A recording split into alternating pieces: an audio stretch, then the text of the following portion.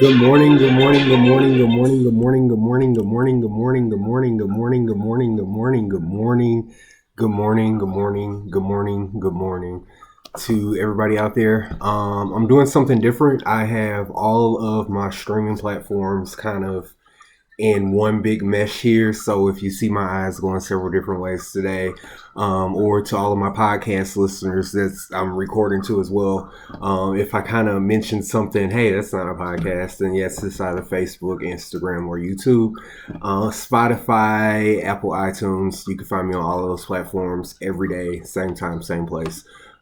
Creating this podcast for people to understand the news. So let's talk about that part.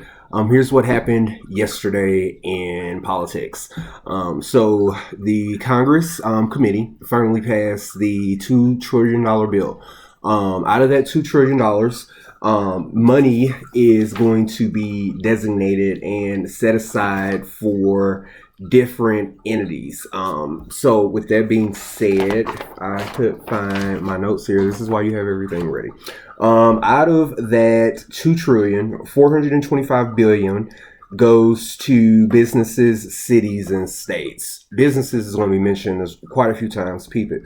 50 billion is going to passenger airlines, and from there, out of that 50 billion, 8 billion of that 50 billion is going to go to cargo airlines, and 17 billion for firms. We're still trying to figure out what the word firms is or who specifically firms are. But we'll get to that, and I'll save that for a different conversation.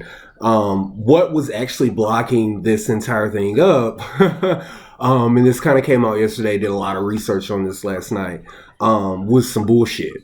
And I will say that hopefully Apple approves me. But that was just plain BS, and I want everybody to know that. So these were a couple things that were holding it up, and this is why I'm finally going to come out on all of my platforms at the same time so everybody can know that this was because of House Democrats.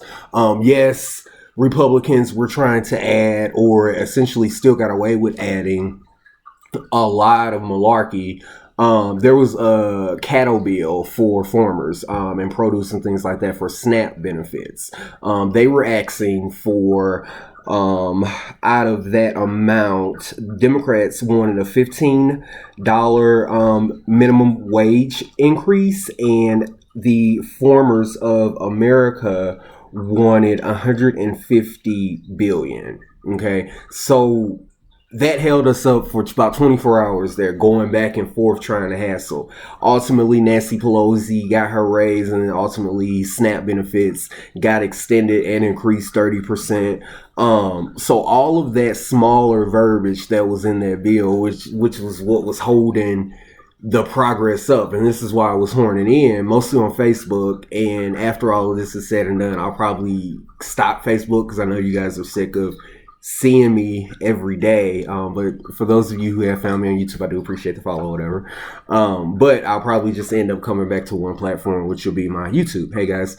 But that is what was holding us up, says the Washington Post. A senator from New York, he wanted more oversight. We got better oversight. That was Senator Joe McCain he was Democrat from Washington. And ultimately he said, yay, we got better oversight. Trump got on yesterday arguing, hey, we're here to save business, and that's our main focus. But people were calling for when these bailouts were going to begin or whatever, but it's here now. They finally voted on it. It's finally been approved. But the caveat to that is that once everyone reads the verbiage, and that's from everyone from you to me to any other news outlet around the country and other congressmen, they may even actually call this to a full House vote check. We don't know. Further news, Florida Representative Matt G should be charged, in my opinion, with racketeering. He should also be charged with insider trading. This guy, 3 days before the major fall of the stock market, the stock fell 18 points that particular day. So 3 days before, he got intelligence, because he's a member of the Senate Intelligence Committee, hey, coronavirus is coming. It's going to be a big hit to the market. This guy went and sold $17.5 million worth of stock. I had to get quiet there for a moment because that's a lot of money. The average Joe like you and I would have been arrested for that. So is that fair? Later to come to find out, a junior member of the Senate Intelligence Committee came out and she said that she was fired, first bisexual member of Congress from California. She was fired for essentially having sex with a team member or whatever. And she says, and other senators said, like Senator Richard Barr is saying, that's a pretty sweet deal for such a large amount of money. $17.5 million worth of stock right before the stock market crash. Can you believe it? If you and I had did that, we would be locked up. But that's another conversation for then and now. This is just to tell you what's going on. Other news, in New York Times yesterday, there was an article that came out that says that if this package doesn't come out within the next 2 to 3 weeks, the economy is headed for another Great Depression. Just to give you some fun facts about the Great Depression, and not necessarily fun facts about the Great Depression, but the Great Depression happened right around the time of World War II. Imagine that. And that was right around the time that all of these acts came out, which is what they're waiting for Donald Trump to do. Install the act that would require any U.S. entity who is able to build supplies during this time, you are required to build supplies during this time. So with that being said, the Asian flu, or what was the name of the flu? The Great Depression was caused by the swine flu. So people want to know, what is the difference between a recession and a depression? A recession is 2 or less quarters, and quarters are 3 months. So if your economy has no bounce back within 2 quarters, your economy has entered a recession. A depression essentially is any time greater than those 2 quarters. So just to make a broader span, the last recession was in 1930. And that spanned for 18 months with recovery. So that's almost 4 years that the economy was in recession. The unemployment rate at that time was 25% of the country. Right now, at this time, the country is seeing a 9% unemployment boost. To put things in perspective, during the Great Depression times, it was a 25% unemployment rate. And now we're looking at 9%. And that's not even everyone being able to access the website, being able to call, even being able to set up their unemployment. And then also a lot of industries, as little do they know, you're yet to be laid off. So we haven't even reached the peak yet. The difference between now and then is that we can be aware sooner because of social media platforms like this. Follow, share, like, aware from the media that, hey, there's a sickness, people need to be careful, people need to be cautious. During the 1930s, they didn't follow proper personal protective equipment, hand washing techniques, things like that. They didn't do that then. They do that now, which slows the spread. And then the caveat to that kind of spread in the 1930s because no one knew of those things. So be aware. Further news, oil prices. Another question was people wanted to know why oil prices have been so low. Donald Trump, so funny, tried to take responsibility for this, but it's actually the opposite, says Al Jahara, the Russia Review, and from Politico.com.